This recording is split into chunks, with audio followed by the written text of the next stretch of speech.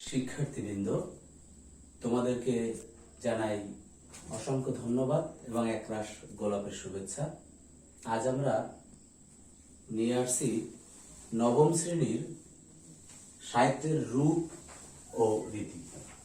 শিক্ষার্থীবৃন্দ, তোমরা এই অনলাইন ক্লাসের আসলে অপেক্ষায় ছিলে, সেই জন্য আজকে আমাদের এই ক্লাসটি দেওয়া এবং তোমাদের যাতে পড়াশোনায় সহায়ক হয় সেই জন্য আমরা এই ক্লাসটি দিচ্ছি। তো আজকের আমাদের ক্লাসটি হবে সাহিত্যের রূপ ও রীতি। লিখেছেন হায়াত মাহমুদ। এই হায়াত মাহমুদের আমরা সাহিত্যের রূপরস রীতি এই সম্পর্কে আলোচনা করার পূর্বে আমি আগে আমার পরিচয়টা দিচ্ছি। আমি হলাম দীপঙ্কর দাস এবং সহকারী শিক্ষক, বাংলা, হুলারহাট মাধ্যমিক বিদ্যালয়। তো এবারে আমি তোমাদের এই ক্লাসে প্রবেশ করার আগে দু একটি কথা বলতে চাচ্ছি। যেহেতু এই করোনা মহামারী রোগের কারণে তোমাদের স্কুল বন্ধ, সেই জন্য বর্তমান সময়ে সকলের সিদ্ধান্তক্রমে এই অনলাইন ক্লাস প্রক্রিয়া শুরু হয়েছে। তোমরা অবশ্যই এই ক্লাস ফলো করবে, কারণ তোমরা অনেক পিছিয়ে আছো পড়াশোনায়। সেই জন্য এই পড়াশোনা অগ্রগতি করার জন্য এই আধুনিক প্রসেস। তো এর মাধ্যমেও তোমরা সুন্দরভাবে যদি ক্লাসটা ফলো করো, অবশ্যই তোমরা ভালো করতে পারবে। শিক্ষার্থীবৃন্দ, তাহলে আর কথা নয়, এবার আমরা যাচ্ছি আমাদের আজকের ক্লাস, সাহিত্যের রূপ ও রীতি, হায়াত মাহমুদ। আমি প্রথমেই একটু এই হায়াত মাহমুদ সম্পর্কে আলোচনা করতে চাচ্ছি। এই হায়াত মাহমুদ উনি 2রা জুলাই 1939 সালে জন্মগ্রহণ করেন পশ্চিমবঙ্গের হুগলি জেলার মৌরা গ্রামে। শিক্ষার্থীবৃন্দ, আবার বলি, তোমরা একটু যাতে মনে থাকে, 2রা জুলাই 1939 সালে পশ্চিমবঙ্গের হুগলি জেলার মৌরা গ্রামে জন্মগ্রহণ করেন। এই হায়াত মাহমুদের পিতার নাম শমশের আলী এবং মাতা হলো আমিনা। তিনি প্রবেশিকা পরীক্ষা দিয়েছেন 1956 সালে। আবার বলি, প্রবেশিকা পরীক্ষা দিয়েছেন 1956 সালে, উচ্চ মাধ্যমিক দিয়েছেন 1958 সালে এবং সম্মান ঢাকা বিশ্ববিদ্যালয়। কর্মজীবনে তিনি ছিলেন একজন অধ্যাপক। তিনি ঢাকা বিশ্ববিদ্যালয় এবং চট্টগ্রাম বিশ্ববিদ্যালয়েও অধ্যাপনা কাজে সম্পৃক্ত ছিল। সুপ্রিয় শিক্ষার্থীবৃন্দ, আমরা এই হায়াত মাহমুদ কবিতা ও গল্প লেখা দিয়ে তার সাহিত্যকর্ম শুরু হয়, কবিতা এবং গল্প লেখা দিয়ে, এবং অর্ধশতাধিক তার গ্রন্থ তিনি লিখেছেন। যেমন বিশেষ করে আমাদের বিদ্রোহী কবি কাজী নজরুল ইসলামের কিশোর জীবনী, নজরুল কিশোর জীবনী এবং রবীন্দ্রনাথ কিশোর জীবনী তিনি লিখেছেন। বাংলা লেখায় নিয়মকানুন তার লেখা। শিক্ষার্থীবৃন্দ, তোমরা হয়তো অবগত হবে যে তিনি অনেক নির্যাস করে, আমরা যেটা দেখতে পাচ্ছি যে সাহিত্যের রূপ ও রীতি, অনেক নির্যাস করে তিনি লিখেছেন। তো এখানে আমরা দেখতে পাই তিনি এই সাহিত্যের বিশাল পরিধির একটি বিষয় এই আমাদের এই সাহিত্যের রূপ ও রীতির মধ্যে। তো এখানে সাহিত্যের রূপ আমি একটু তার সাথে ব্যাখ্যা করতে চাচ্ছি। সাহিত্যের রূপ হলো সাহিত্যের আসলে তার রূপটা কেমন বা তার আঙ্গিকটা কেমন, তারপর রীতি, সাহিত্যের নিয়মটা কেমন, একটা সাহিত্য লিখলে সেই নিয়মটা কেমন, এটা তোমাদের অবশ্যই দরকার, তো জানা দরকার। এবারে আমি এই হায়াত মাহমুদের সাহিত্যের রূপ ও রীতি সম্পর্কে আলোচনা করব। তা আলোচনার প্রারম্ভেই আছে, আমরা দেখতে পাচ্ছি যে কবিতা প্রথমেই আছে, তোমরা বইতেও দেখতে পাবে। প্রথমে কবিতা নিয়ে আলোচনা আছে। সাধারণত বলা হয় যা লেখা হয় তা কবিতা, যা লেখে তাই হলো কবিতা। ছন্দবদ্ধ ভাষায় অর্থাৎ পদ্যে যা লেখা হয়, ছন্দবদ্ধ ভাষায় বা পদ্যে যা লেখা হয় তাই হলো কবিতা। আমরা এখানে লেখাটা দিয়েছি, একটু আমরা জুমের মাধ্যমে দেখি যে কবিতা যা লেখা হয় তা কবিতা। কি লেখা হয়? গদ্যে, পদ্যে, ছন্দবদ্ধ ভাষায় পদ্যে যা লেখা হয় তাই হলো কবিতা। এই হলো কবিতা। প্রকৃতপক্ষে আমরা যদি আলোচনা করি কবিতা কথাটি, আমরা আধুনিক যুগে এটাকে কবিতা বলি, আসলে আমরা যেটাকে বলি কাব্য। আমাদের প্রথম দিকের যে কাব্য মহাকাব্যগুলো ছিল সেটা একটু খুব বড় আকৃতিতে ছিল, সেই জন্য সেটাকে বলা হতো মহাকাব্য। যেমন আমরা মহাকাব্যের কথা যখনই আমরা আলোচনা করি তখনই আমাদের প্রথমেই আসে রামায়ণ, মহাভারত, এইগুলো বিশেষ করে। সুতরাং এগুলো হলো মহাকাব্য। এরপর আস্তে আস্তে এই কাব্যটা আস্তে আস্তে সংক্ষিপ্ত হতে হতে আমরা কিন্তু দেখতে পাই যে একটা শুধু কাব্য। এরপরে শুধু কাব্যই কবিতা আকৃতিতে রূপ লাভ করেছে। তা আমি যদি আলোচনার প্রেক্ষিতে যাই, তা আমরা দেখি যে সাহিত্যকর্মের প্রথম সৃষ্টি হলো কাব্য থেকে। আর কাব্য কথাটির অর্থ তোমরা হয়তো বুঝবে যে ছন্দবদ্ধ। ছন্দবদ্ধ কেমন? যেমন এটা কবিতা আকৃতিতে। তোমরা যেমন কবিতাগুলো পড়েছো যে পদ্মা তোমার যৌবন চাই, যমুনা তোমার প্রেম, সুরমা তোমার কাজল বুকের পলিতে গলিত হেম, এরকম একটা মিল থাকবে। এই মিল রেখে রেখে এটাই হলো গিয়ে প্রকৃতপক্ষে কাব্য। এই কাব্যই বর্তমানে আমরা যেটাকে বলি কবিতা। এই কবিতা হলো যা ছন্দবদ্ধ ভাষায় পদ্যে লেখা হয় তাই হলো কবিতা। প্রিয় শিক্ষার্থীবৃন্দ, তাহলে কবিতা বিষয়টা আমরা সবাই বুঝতে পারছি। যদি আমরা সাহিত্যের আলোচনা করতে যাই, প্রথমে আমাদের যদি সাহিত্য সম্পর্কে আমরা যদি জানতে যাই, তাহলে আমরা একটু যদি ভিতরে প্রবেশ করি তাহলে মহাকাব্য দিয়ে শুরু হয়, এরপরে পর্যায়ক্রমে কাব্য। যাই হোক, তো প্রকৃতপক্ষে কবিতা লেখা, যেমন নজরুল ইসলাম খুব সুন্দরভাবে কবিতা লিখেছেন, তার অনেকগুলো কাব্যগ্রন্থ আছে। রবীন্দ্রনাথ ঠাকুরের আছে, অনেক কবিদের অনেক কবিতা আছে। তো এই বাল্মীকির রামায়ণ এটা একটা জনপ্রচারিত অনেক বড় একটা মহাকাব্য। তো এভাবে এই পর্যায়ক্রমে মহাকাব্যগুলো আস্তে আস্তে কবিতায় রূপ লাভ করে। আমাদের বর্তমান কবিরাও সেখানে হাত রেখেছেন, যেমন মাইকেল মধুসূদন দত্ত। মাইকেল মধুসূদন দত্ত অসাধারণ কবিতা লিখতেন এবং তার কবিতার মধ্যে অনেক দেশপ্রেম, অনেক গাম্ভীর্যপূর্ণ বিষয় আমরা দেখতে পাই। তো এবার আমরা যাচ্ছি নাটক। নাটক হলো বিশ্ব সাহিত্যের সর্বাপেক্ষা প্রাচীন সাহিত্য। নাটকটা হলো বিশ্ব সাহিত্যের সর্বাপেক্ষা প্রাচীন সাহিত্য হলো গিয়া নাটক। এই নাটক আমরা যদি আলোচনা করতে যাই, নাটক প্রথম উৎপন্ন প্রথম হলো গিয়া নাট, নট, নটি, তারপর নাটক। এই নৈতিকতার অর্থ হলো গিয়ে নড়াচড়া, নড়াচড়া করে দেখানো। এই নড়াচড়া করে দেখানোটাই হলো প্রকৃতপক্ষে নাটক। তো এটার মাধ্যমে কি নাটকে আবার দুই ধরনের ভাগ করা যায়। একটা হলো গিয়া দৃশ্যকাব্য, আর একটা হলো শ্রব্য কাব্য। তো দৃশ্যকাব্যটা কি? দৃশ্যের আঙ্গিকে দেখা। আমরা যদি শেক্সপিয়র আলোচনায় যাই, তাহলে সেখানে তিনি বলেছেন যে পৃথিবী একটা নাট্যশালা। এটা কেমন? সমস্ত পৃথিবীতে একটা হলো মঞ্চ, আর আমরা সকলেই এক একজন অভিনেতা। কেউ বাবার অভিনয় করে, কেউ মায়ের অভিনয় করে, যার যার অভিনয় সে করে যাচ্ছে। এবং পর্যায়ক্রমে এই বিশ্ব নাট্য সাহিত্য যে প্রাচীন, তার আমরা জীবনটাই যে আমাদের নাটক, সেখান থেকে নাটক শব্দটির উৎপত্তি শিক্ষার্থীবৃন্দ। তো আমরা নাট, নট, নাটি, নটি এবং নাটক, এভাবে নাটক শব্দের পর্যায়ক্রমে উৎপত্তি। এই নাটক প্রকৃতপক্ষে আমরা যদি দেখতে পাই, বিদেশি শেক্সপিয়রীয় সময়ে পর্যায়ক্রমে নাটকগুলো আসে এবং ভারতের বিভিন্ন জমিদাররা এক এক করে বিভিন্ন নাটক সম্পর্কে তারা নাটক করে। কোন কোন জায়গায় কারো বাড়িতে নাটক হতো প্রথমে, স্টার্টিং যে নাটকগুলো হয়েছিল। এই নাটকটা কেমন? নাটকটা হবে মানুষকে আনন্দ দিবে, তার মধ্যে হাসি থাকবে, তার মধ্যে কান্না থাকবে, তার মধ্যে গাম্ভীর্যপূর্ণ বিষয় থাকবে নাটকের মধ্যে। এই হলো গিয়া বিশ্ব সাহিত্যের সর্বাপেক্ষা প্রাচীন হলো নাটক।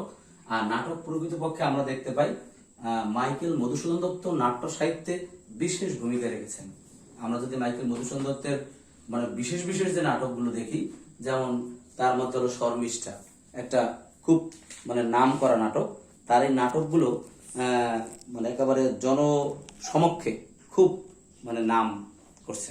তো আমরা আরো যদি বলি নাটকের মধ্যে কি কি আছে, যেমন আমরা দেখি কমেডি নাটক আছে, আমরা দেখতে পাই যে কমেডি আছে, ট্র্যাজেডি আছে, হ্যাঁ, তারপরে এরকম অনেক ধরনের নাটক আমরা দেখতে পাই, কমেডি, ট্র্যাজেডি। তো যদি আমরা ট্র্যাজেডি নাটকের মধ্যে যাই, আলোচনা করি, তাহলে দেখা যায় যে ট্র্যাজেডিটা হবে এমন, মানে মারা গেলেই ট্র্যাজেডি হয় না, ট্র্যাজেডি হবে এতই বিষদময়। ট্র্যাজেডির কথার অর্থ আমরা জানি বিষদময়। কেমন বিষদময়? যেমন রবীন্দ্রনাথ ঠাকুরের যদি তোমরা কখনো বিসর্জন নাটকটি দেখো, তাহলে সেখানে দেখতে পাবে রঘুপতির জীবনে যা ঘটেছিল, মানে সেটাই হলো ট্র্যাজেডি। ট্র্যাজেডি কথার অর্থ হলো গিয়া, আমরা যদি দেখি এই কিছুদিন আগে আমরা দেখতে পাই কোনো এক ইয়েতে যে একটা লোককে কুপিয়ে মেরে ফেলে, সমস্ত জনগণ দাঁড়িয়ে আছে, কেউ কোনো প্রকার প্রতিবাদ করে না, হ্যাঁ, এটা একটা ট্র্যাজেডির মতো বলতে পারি। এবং তার জীবনটা যদি আমরা পর্যায়ক্রমে যদি এক এক করে বা যদি ঘেটে দেখি, তাহলে ওটা ট্র্যাজেডি রূপ লাভ করে। তো ট্র্যাজেডি কথার অর্থ কি? দুঃখ ভারাক্রান্ত, মরবেও মানে মারাও যাবে না, আর কোনো প্রকার বিরক্তিরও সৃষ্টি করবে না, মানুষকে শুধুমাত্র মানে মানে হায় হুতাশ একটা ভাব তৈরি করে দেবে। আর কমেডি আমরা এটা জানি সবাই, যেমন হাস্যকর, অনেক আমরা আছি হাস্যকর। আমরা নাটক কাকে বলি? যদি দেখি যে আমরা আমাদেরকে কাঁদাইতে পারে কোনো নাটকের মানে অভিনয়ের মাধ্যমে, আমাদের যদি কাঁদাইতে পারে, তাহলে আমরা তাকে বলি এটা ভালো নাটক। আমাদের যদি আবার হাসাইতে পারে, তাহলে যদি দেখি আমরা ওটাও ভালো নাটক। সুতরাং নাটকের এই দুইটা বিষয়, একটা হলো কমেডি, ট্র্যাজেডি, তারপর আরো অনেক ধরনের নাটক আছে, যেমন একাঙ্কিক নাটক, মানে একটা মাত্র চরিত্র থাকবে, তার মাধ্যমে নাটক হবে। তো নাটক কথার অর্থ হলো গিয়ে প্রকৃতপক্ষে নড়াচড়া করা, স্টেজে বা দৃশ্যকাব্যে বা শ্রব্যকাব্যে আমাদের সেইভাবে প্রস্তুতি দেওয়াটাকে বলে নাটক। এরপর আমরা যাচ্ছি ছোট গল্প। ছোট গল্প সম্পর্কে আমাদের আলোচনা করতে গেলেই রবীন্দ্রনাথকে মনে পড়ে যায়। রবীন্দ্রনাথ ঠাকুর বলেছেন, ছোট প্রাণ, ছোট ব্যথা, ছোট ছোট দুঃখ কথা, নিতান্তই সহজ সরল, সহস্র বিস্তৃত রাশি, প্রত্যাহ যেতেছে ভাসি, তারি দুটি অশ্রু, তারি দুটি অশ্রু জল। নাই বর্ণনার ছটা, ঘটনার ঘন ঘটা, নাই তত্ত্ব নাই উপদেশ, অন্তরে অতৃপ্ত রবে, সাঙ্গ করি মনে হবে, শেষ হয়েও হইল না শেষ। এই রবীন্দ্রনাথ ঠাকুরের যে নাটক সম্পর্কে যে ধারণাটা, যে শেষ হয়েও হইল না শেষ, একটা গুরুত্বপূর্ণ বিষয়। নাটক কথার অর্থ হলো শেষ হয়ে, এই সরি, ছোট গল্প কথা ব্যাখ্যা করতে গেলেই আসে শেষ হয়েও হইল না শেষ। এটা কেমন? মানে মনে হবে শেষ হয়ে গেছে, কিন্তু আসলে শেষ হয়নি। যদি আমরা রবীন্দ্রনাথ ঠাকুরের ছুটি গল্পটা দেখি, হ্যাঁ, সেই ফটিকের জীবনে আসলে ফটিক মারা গেল না কোথায় গেল, হ্যাঁ, মা চলো আমরা শেষ বিদায় নিই, কিন্তু শেষ বিদায়টা কিভাবে নিল সেটা আমরা কিন্তু জানার জন্য খুব আগ্রহী বা আবেগ প্লাবিত হয়ে গেছি, যে আসলে ফটিকের জীবনে তারপরে কি হয়েছিল। আমরা জীবিত মৃত্যু যদি দেখি, হ্যাঁ, সেখানে সেই নায়িকার জীবনে কি ঘটেছিল, এই প্রশ্ন আমাদের থেকে যায়। সুতরাং আমাদের এই নাটক হলো গিয়া শেষ হয়ে হইল না শেষ। একটা কবিতার মাধ্যমে বুঝতে পারি যে ছোট প্রাণ, ছোট ব্যথা, ছোট ছোট দুঃখ কথা, হ্যাঁ, নিত্যন্ত সহজ সরল, হ্যাঁ, মানে শেষ হয়ে ওটা শেষ হবে না। আমাদের মানুষের জীবনের ছোট ছোট ঘটনা প্রতিনিয়ত ঘটছে, তারই একটা বিষয়। এই হলো নাটক, ছোট গল্প। এরপর আমরা যাচ্ছি উপন্যাস। উপন্যাস সাহিত্য যদি আলোচনা করা হয়, এটা হলো একটি কাহিনী বর্ণিত, মানে কাহিনীটি হবে গদ্যে লিখিত, একটি কাহিনী থাকবে যেটা গদ্যে লিখিত। এই গদ্যে লিখিত এই কাহিনীটি হলো কি প্রকৃতপক্ষে উপন্যাস সাহিত্য। যদি উপন্যাস সাহিত্যে আমরা প্রথমেই যাই, তো আমরা প্রথমেই সেই আলালার ঘরের দুলাল পেরিচাঁদ মিত্রের, আসলে সেটা সার্থক উপন্যাস ছিল না। বঙ্কিমচন্দ্র চট্টোপাধ্যায়ের আমরা দুর্গেশ নন্দিনী, এইটি হলো গিয়া 1965, এইটাই হলো গিয়ে তার প্রথম সার্থক উপন্যাস। এই উপন্যাসটির মাধ্যমে মানে উপন্যাস সাহিত্যের সার্থক উপন্যাস আমরা পেয়ে থাকি। পর্যায়ক্রমে অনেক ঔপন্যাসিক আসে, যেমন রবীন্দ্রনাথ ঠাকুর ঘরে বাইরে, হ্যাঁ, তারপরে যোগাযোগ, তারপরে এরকম অনেক উপন্যাস রয়েছে রবীন্দ্রনাথ ঠাকুরের। তো এই উপন্যাসগুলো আসলে খুব সুন্দর, ভালো মানের। এই উপন্যাসটা হলো গিয়ে যেমন আমরা যে 1000 বছর ধরে দেখি, সেখানে অন্তু তার জীবনটা কেমন ভাবে চলেছিল, তার জীবনে কি কি দুঃখ ভারাক্রান্ত বিষয়গুলো এসেছিল, কি কি হাসি এসেছিল, সামাজিক বাস্তবতা কেমন ছিল, এই বিষয়গুলো উপন্যাসে চলে আসে। তো আমরা সেই জন্য এটা হলো উপন্যাস। আর উপন্যাস সাহিত্য যদি আমরা আলোচনা করি, আমাদের কিন্তু উপন্যাস সাহিত্য দেখতে গেলে অনেক উপন্যাস আমরা দেখতে পাই। তার মধ্যে গুরুত্বপূর্ণ যে উপন্যাসগুলো আমরা দেখতে পাই, সার্থক উপন্যাসগুলো দেখতে পাই, তার বিশেষ কিছু ধরন থাকতে হবে। সেটা হলো একটা বিষয়, একটি কাহিনী বর্ণিত হতে হবে। তার মধ্যে যদি কোনো প্রকার মানে উপন্যাসে কতগুলো বিষয় থাকে, একটা যদি সেখান থেকে মিস্টেক হয় তাহলে সেই উপন্যাসটি সার্থক নয়। এবং কাহিনীটা হতে হবে গদ্যে লিখিত, অবশ্যই আমাদের এটা মাথায় রাখতে হবে। এরপরে যাচ্ছি আমরা প্রবন্ধ। প্রবন্ধ সাহিত্য বর্তমান যুগে খুব প্রচলিত একটা বিষয়, মানে খুব মানে ওটাকে কি বলি আমরা, মানে খুব জনপ্রিয় একটি বিষয় হলো প্রবন্ধ। তো প্রবন্ধ সাহিত্য আমরা এখানে দেখতে পাচ্ছি যে পাঠকের জ্ঞান তৃষ্ণাকে পরিতৃপ্ত করে। আমরা বই থেকে এটা নিয়েছি যে প্রবন্ধ হলো পাঠকের জ্ঞান তৃষ্ণাকে পরিতৃপ্ত করে। মানে অল্প একটু লেখার মাধ্যমে পাঠকের মনের জ্ঞান পিপাসাকে মানে করে, ওটাকে পরিতৃপ্ত করে, এবং সে বুঝতে পারে যে আসলে প্রকৃতপক্ষে মানুষের জীবনের আসলে কি দরকার। এভাবে তিনি এই প্রবন্ধ সাহিত্য আমরা বুঝতে পারি। প্রবন্ধটা হলো গিয়া কোন একটা ঘটনাকে কেন্দ্র করে মানুষের একটা জ্ঞান দান করা, এবং সেই জ্ঞান তৃষ্ণাকে পরিতৃপ্ত করে। কার? যে ব্যক্তি পাঠ করে সেই পাঠকের তৃষ্ণাকে কি করে আমরা দেখতে পাই যে পরিতৃপ্ত করে ফেলে। সেই জন্য আমাদের কি করতে হবে, এই প্রবন্ধ সাহিত্য, আবার এটাকে বলা হয়েছে, আমরা সকলে স্পষ্টভাবে বুঝি যে প্রবন্ধ কাকে বলে। গদ্যে লিখিত এমন রচনা যার উদ্দেশ্য থাকে প্রকৃতপক্ষে পাঠককে তৃষ্ণা দেওয়া। যেমন আমরা জল খেলে, শিক্ষার্থীবৃন্দ জল খেলে আমরা তৃষ্ণা মেটে, তেমনি প্রবন্ধ সাহিত্যে কিন্তু মানুষের যে বিষয়টার উপর লেখা থাকে সেই বিষয়টার উপরে তার তৃষ্ণা মেটে। সেই জন্য বলছে যে পাঠকের জ্ঞান তৃষ্ণাকে পরিতৃপ্ত করে। সুপ্রিয় শিক্ষার্থীবৃন্দ, এই হলো গিয়ে প্রবন্ধ। আর আমরা যদি সাহিত্যের রূপ ও রীতি সম্পর্কে আলোচনা করি, তাহলে দেখা যাবে সাহিত্যের আসলে রূপটা কি। আমাদের কিন্তু জীবন চলতে হলে সাহিত্য আমাদের দরকারি, নতুবা অনেক কিছু শেখা যায় না। যেমন সেটা হতে পারে ওডিসি, যেমন সেটা হতে পারে ইডিপাস, ওথেলো, তারপরে এটা হতে পারে, তারপরে রবীন্দ্রনাথ ঠাকুরের যোগাযোগ হতে পারে, রবীন্দ্রনাথ ঠাকুরের ঘরে বাইরে, এরকম ধরনের উপন্যাসগুলো। তারপরে আমরা বিষবৃক্ষ, কপালকুণ্ডলা, মীনারেলি, বঙ্কিমচন্দ্র চট্টোপাধ্যায়। আর শরৎচন্দ্র চট্টোপাধ্যায় তো উপন্যাসে একটা বিশেষ জায়গা রেখে গেছে, যা আমরা সবাই জানি বা দেখি বা বুঝতে পারি, যে তিনি এমন ভাবে এত সুন্দরভাবে উপন্যাস সাহিত্যকে, উপন্যাসটাকে এত সুন্দরভাবে মানুষের মাঝে তুলে ধরে, এবং এমন ভাবে তিনি যে উপন্যাসটি লেখে তার মধ্যে প্রবেশ করে, এবং সেটা সার্থক বলে গণ্য করে। সুপ্রিয় শিক্ষার্থীবৃন্দ, আমরা আসলে তোমাদের বাসায় কিছু পড়া দেওয়ার জন্য আমি কিছু প্রশ্ন রাখছি। একটা হলো, তোমরা সবাই কালকে পরবর্তী ক্লাসের আগে সুন্দর করে সাহিত্যের রূপ ও রীতি সম্পর্কে পড়বে।